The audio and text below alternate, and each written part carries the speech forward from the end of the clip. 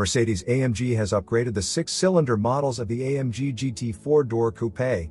They can be recognized by the new front apron, which picks up on the previous design of the 8-cylinder models. The two outer decorative air intakes and the large central air intake under the radiator grille form a jet wing profile. With the V8-Styling package, the 6-cylinder models can be made even more individual.